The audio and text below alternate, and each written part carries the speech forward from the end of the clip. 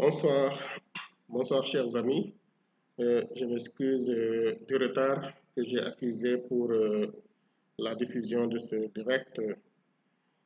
Comme je vous l'avais promis, je veux parler aujourd'hui avec vous d'un sujet important que j'ai traité dans mon ouvrage La voie de la réussite, discours sur le devenir en mouvement.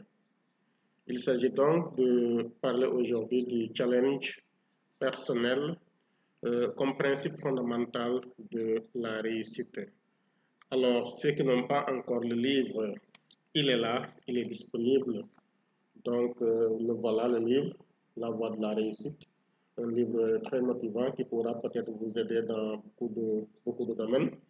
Voilà, donc ceux qui veulent l'acquérir, ils peuvent m'appeler au 77 645 53 84. Le livre coûte 15 000 francs, donc il est disponible. Ceux qui l'ont déjà acquis, donc vous pouvez ouvrir le livre à la page 123, donc le chapitre 11. Nous allons donc lire et commenter avec vous parce que je pense que le challenge personnel il est très important pour la réussite. Alors donc, une autre clé de la réussite est d'avoir bien sûr des objectifs, mais également viser haut.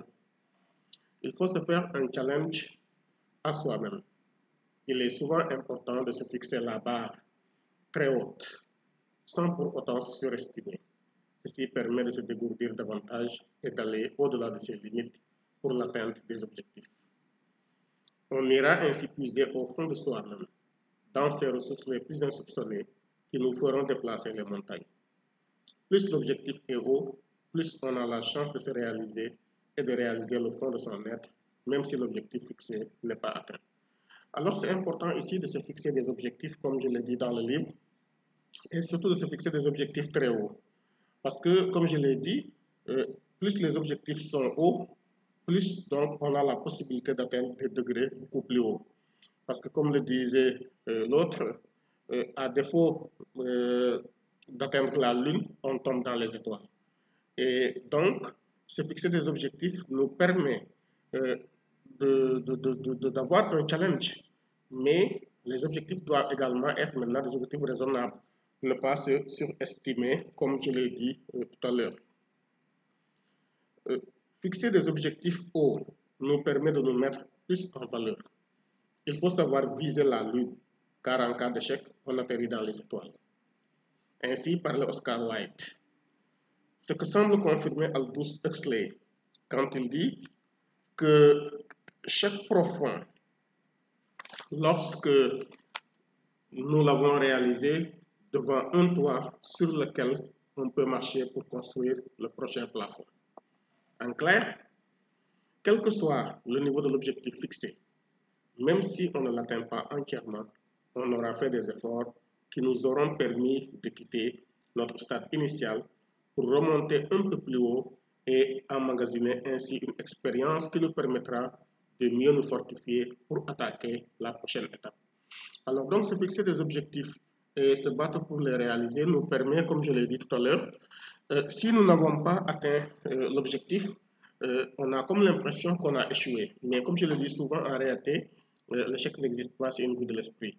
Si on n'atteint pas l'objectif, on a quand même acquis une expérience qui nous permettra de pouvoir attaquer sous un autre angle. Voilà donc, ayons donc le courage de ce que nous pensons et n'oublions pas que l'enfer est pavé de bonnes intentions. Nos doutes nous volent nos meilleurs espoirs et nous confinent à l'esclavage mental. Il y a beaucoup de gens qui passent leur temps à douter.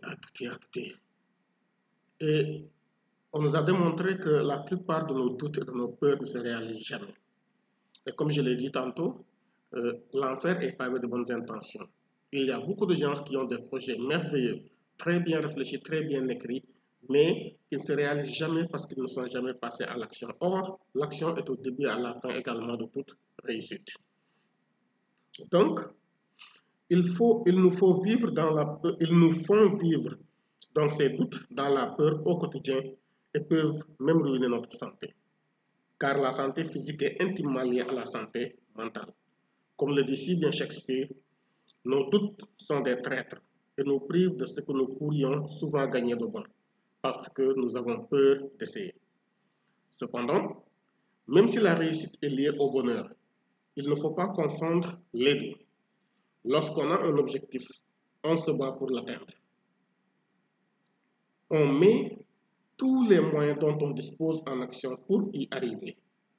Et lorsque l'objectif est atteint, on peut dire qu'on a réussi.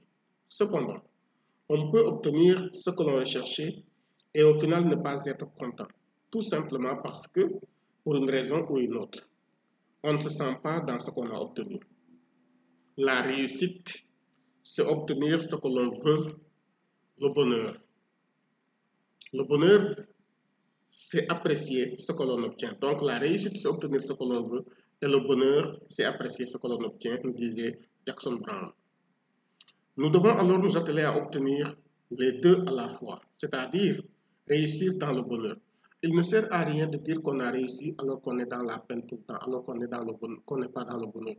La réussite doit s'accompagner de bonheur. Parce que, mais il est important donc ainsi d'apprécier le bonheur de soi. Mon bonheur n'est pas ton bonheur. Mon bonheur n'est pas le bonheur des autres. Et le mimétisme nous fait que nous apprécions notre bonheur par rapport à l'idée que la société se fait du bonheur. Mais le bonheur, c'est une question individuelle, c'est un choix. Nous devons donc nous atteler à obtenir les deux à la fois, c'est-à-dire à réussir dans le bonheur. Sinon, à quoi nous servirait notre réussite si après cela, nous sommes confinés dans l'amertume et l'isolation? D'où la nécessité de bien savoir ce que l'on veut. C'est important de savoir ce que l'on veut. Si on ne sait pas ce que l'on veut dans la vie, ben, on végète comme ça, mais ce sera très difficile donc de réaliser nos objectifs. Donc c'est important de savoir ce que l'on veut, de poser nos objectifs avec justesse et de mener nos actions avec prudence et à la lumière de notre conscience profonde qui, comme une lanterne, devra éclairer notre route sur le chemin de la réussite. Il faudra donc, dès le départ, comme Voltaire, décider d'être heureux, non seulement parce que c'est bon pour la santé, mais aussi pour avoir une réussite accomplie et pleine de sens. C'est une chose normale et légitime. Personne ne devrait avoir honte de courir vers le bonheur. C'est une chose normale et légitime pour tout être. C'est ce que confirme Albert Camus quand il affirmait qu'il n'y a pas de honte à préférer le bonheur. Courir vers la réussite sans décider d'être heureux est insensé, car alors nous risquons d'aller droit à notre perte et de manquer le but de la vie. Oui, à quoi ça nous sert de réussir si on n'est pas heureux?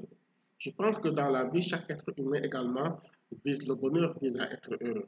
Donc, quels que soient les biens que tu auras amassés, quelle que soit la réussite intrinsèque, profonde, morale que tu auras eu, la réussite matérielle, la réussite spirituelle, si tu n'es pas heureux, ça n'a pas de sens. Et il y a beaucoup de personnes qui ont honte du bonheur. Il ne faut pas avoir honte du bonheur. C'est une chose normale, c'est une chose légitime. Je dirais même que c'est un droit pour chaque être humain. Pour cela, nous devons toujours continuer à chercher. Oui, chercher. L'homme est un chercheur éternel, un chercheur potentiel. D'abord, chercher au fond de nous-mêmes, en fouillant les vestiges de notre conscience profonde et en conservant notre moi qui nous livre à nous-mêmes tels que nous sommes. En nous trouvant nous-mêmes, on est déjà sur le chemin de la réussite. En vérité, comme le dit Confucius, vous ne trouverez jamais ce que vous ne cherchez pas. Et c'est évident. On ne trouve que ce qu'on cherche. Donc, on ne peut se trouver que quand on se cherche réellement. Si on ne se cherche pas, on ne se trouve pas. Et si on ne se trouve pas, on se perd car on ne se connaît pas. Or, qui veut réussir doit d'abord se connaître absolument. Ceci est une condition fondamentale de la réussite. Une autre condition qui donne un sens à notre réussite est de se poser la question à savoir, je veux réussir pourquoi? Que ferais-je de ma réussite? Je pense que si notre réussite ne participe pas à améliorer notre vie et celle des autres, elle n'a pas de sens. Réussir seul n'a aucun sens, mes chers. Car la réussite véritable ne saurait faire du mal Elle doit être par essence bien et concourir à répandre le bien dans la vie des êtres humains et des âmes qui se cherchent encore. L'important dans la vie, c'est d'atteindre le but. Le moment auquel on l'atteint est moins important. Le temps qu'on passe pour se réaliser et aider les autres à se réaliser ne se compte pas. Qu'il soit long ou bref, l'important, encore une fois, est d'arriver au but. L'image qu'en donnait Sénèque est très illustrative. Il disait, en effet, que la vie est une pièce de théâtre. Ce qui compte, ce n'est pas qu'elle dure longtemps, mais qu'elle soit bien jouée. Tâchons donc à ce que notre pièce soit bien jouée, qu'elle soit longue ou brève. Effectivement, la vie est une pièce de théâtre et chacun a son rôle à jouer. Il faut maintenant identifier quel est ton rôle à jouer et savoir le jouer correctement et parfaitement. Certaines personnes se disent qu'il est trop tard pour faire ceci, qu'il est trop tard pour être cela. Non, ça, ce n'est pas vrai. Il n'est jamais trop tard pour faire ce qu'on veut faire. Il n'est jamais trop tard pour être ce que l'on veut être. À 80 ans, on peut réaliser son objectif. On peut réaliser son objectif à 90 ans, comme on peut le réaliser à 20 ans. Ce qui est important, c'est d'atteindre son objectif et d'être heureux. Qu'importe le temps que tu as passé pour le faire, qu'importe également le moment où tu l'as réalisé, où tu l'as atteint. Chacun de nous doit jouer sa propre partition et pour cela, il faut que toutes les notes soient bien accordées afin qu'une mélodie savoureuse puisse toujours nous accompagner à chaque instant de notre vie. Ainsi, il est important pour avancer vers la réussite de bien comprendre et croire aux réelles potentialités qui dorment en nous. Mais cela ne suffit pas. Il faut avoir une conscience permanente de réussite et de richesse à tout point de vue. Ceci nous permettra de nous relier en permanence avec les forces de la nature qui apportent abondance et bonheur. En pensant constamment à l'abondance, nous formatons notre esprit et notre subconscient à travailler en ce sens. La plupart du temps, notre éducation et notre vécu quotidien font que nous pensons toujours que la pauvreté et la douleur sont normales et font partie de la vie. Or, ceci est une idée fausse, car nous créons nous-mêmes notre pauvreté et refusons souvent l'abondance qui nous tend la main en vivant toujours intérieurement dans une ambiance de pauvreté et de difficulté. On nous dit souvent que ce qui se ressemble, s'assemble. Ainsi, il n'y a pas de hasard dans la vie. Tout est bien ordonné dans la nature et cette dernière fait toujours bien les choses. Ainsi, elle répond toujours aux appels de notre esprit et de notre cœur. Nos pensées, qu'elles soient bonnes ou mauvaises, trouvent toujours un écho favorable dans la nature. C'est pourquoi nous devons faire attention à nos pensées. Nous devons nous efforcer de toujours avoir des pensées positives. Projetons-nous dans le futur avec ces pensées positives. Vivons quotidiennement avec elles et nous arriverons à un moment donné à attirer l'abondance et le bonheur dans notre vie. Quand Jésus, par exemple, nous parle du royaume des cieux qui est en nous, nous devons donc comprendre que tout est possible pour atteindre le bonheur et la réussite. Les germes de la réussite sont en tout homme et en toute femme. Il ne nous appartient que de les faire fructifier par une pensée constamment reliée à la réussite, une action conforme et constante et une foi en soi et aux lois de la nature. Pour cela, nous devons être forts, non physiquement, mais intérieurement, spirituellement, pour vaincre l'ennemi qui m'empêche de voler vers la réussite.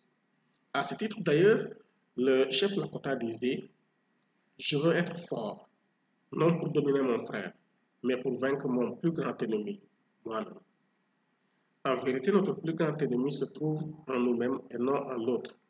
Tant que je suis en paix et en parfaite harmonie avec moi-même, l'autre ne peut rien contre moi. C'est moi donc et moi seul qui puisse me faire du mal. Il m'appartient donc de lutter avec mon moi profond pour le canaliser et l'orienter sur le chemin qui mène vers au succès. Et pour cela, il me faut descendre en moi. Cette descente me permet non seulement de me connaître, mais aussi de faire renaître l'enthousiasme qui est à la base de toute réussite.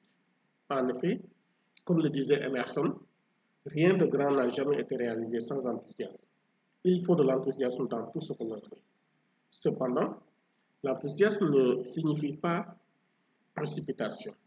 C'est un engouement et un engagement résolu à accomplir avec tout son cœur la tâche qu'on s'est fixée. Dans cet engagement, l'erreur est possible, bien sûr.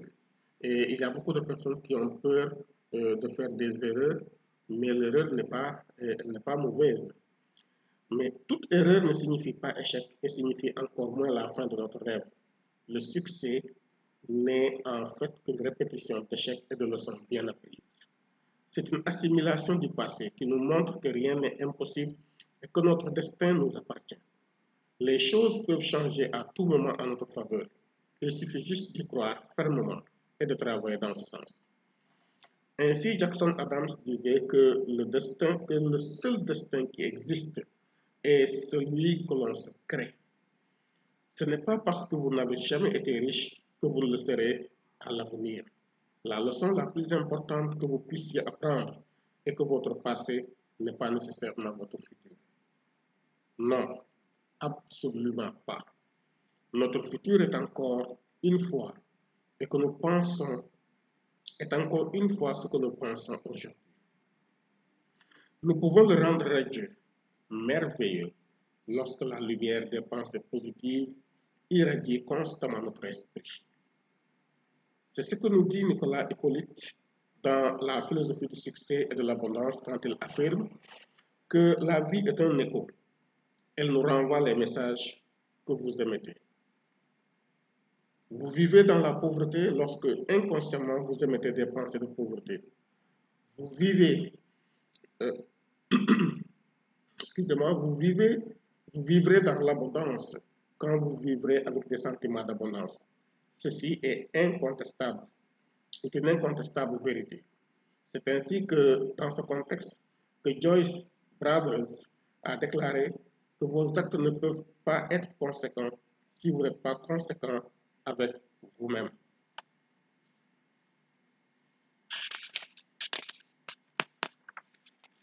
Car en fait, il y a de l'espoir pour le futur. C'est qu'il y a du pouvoir dans le présent. La vie tout entière est fondée sur la confiance, disait Adam Jackson. On serait incapable de poursuivre un rêve, de monter une affaire, d'investir ou d'épargner pour l'avenir si l'on n'avait pas la confiance en sa propre réussite. Donc, mes chers, cette confiance, elle est importante. Confiance en soi, confiance en la vie. Parce que si on n'a pas confiance en soi, si on ne se croit pas soi-même, donc on ne pourra jamais réaliser rien de grand. Donc, cette confiance en soi, cette foi en soi, elle est importante parce que tout ce qu'on sème, c'est ça qu'on récolte. Tout ce qu'on donne à la nature, à la vie, elle nous le renvoie. Donc, souvent, nous n'atteignons pas nos objectifs et n'accédons pas ainsi au succès parce que nous avons peur de commettre des erreurs. Or, l'erreur n'est pas la fin des choses. L'erreur est toujours instructive et doit nous motiver davantage à aller directement vers la réussite. Napoléon Hill l'avait si bien compris lorsqu'il écrivait ceci. Les gens qui ne commettent pas d'erreur sont ceux qui n'essaient jamais rien. Ce sont des timides pêcheurs du lagon qui ne s'aventurent jamais en haute mer. Dans son livre intitulé La philosophie du succès et de l'abondance, Nicolas Hippolyte affirme encore qu'il est important de noter que la richesse ne se trouve pas au bord mais de l'écran. Dans les profondeurs de l'océan, ce n'est pas la défaite, l'erreur ou l'échec qui envoie l'homme à la poubelle de l'histoire, mais plutôt le refus de lutter contre les forces oppressives de la vie. Le bien-être est aussi pour vous. Voilà donc, mes chers, c'est ce que je voulais partager aujourd'hui avec vous. Donc, c'est le chapitre 11 de mon ouvrage, La voie de la réussite, donc discours sur le devenir en mouvement, qui est donc disponible au prix de 15 000 francs. Vous pouvez m'appeler donc pour pouvoir l'acquérir au 77 645 53 84. Alors, je vous dis tout simplement de croire en vous-même, de croire en la vie et de savoir que vous pouvez réaliser de grandes choses, de savoir que vous êtes véritablement une personne formidable, vous êtes une personne remarquable. Alors donc, n'hésitez pas, croyez en vous-même et vous réussirez tout ce que vous entreprendrez. Je vous donne donc rendez-vous la prochaine fois pour la lecture d'un autre chapitre de mon ouvrage. Bonsoir.